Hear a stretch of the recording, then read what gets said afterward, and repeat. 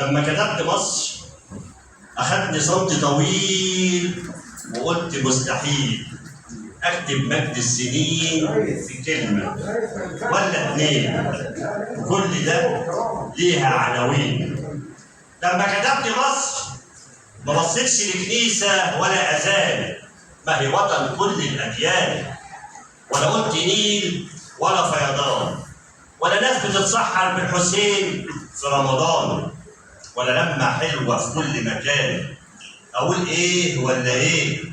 ما هي مصر أم الأوطان. لما كتبت مصر ما بصيتش من فينا واقف على حدود سينا، ولا بصيت لأسامينا أحمد ولا مينا.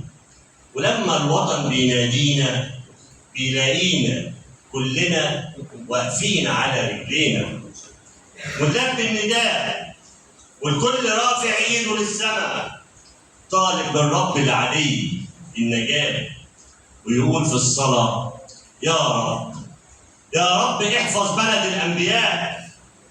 لما كتبت مصر ما بصيتش للأهرامات، ولا قلنا الأزهر وأماكن العبادات، ولا اتكلمنا عن المكامات، ولا الشواطئ والصحراء في الواحات اللي بتكتر فيهم الزيارات.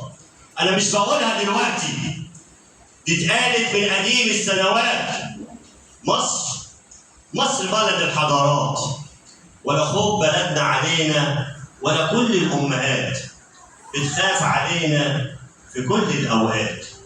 لما كتبت مصر قلت مين فينا يا بلدنا ما عندوش أصل، ما أهلها الطيبين في كل مكان معروفين، والمسلمين والمسيحيين إخوات متجمعين. لما كتبت مصر ما بصيتش لكلام مصطفى كامل ولا باقي الوطنيين، ولا إنها بلد العلماء والفنانين. ياه فين الحنين، ولا ابن مين هيخاف عليها زي رب العالمين.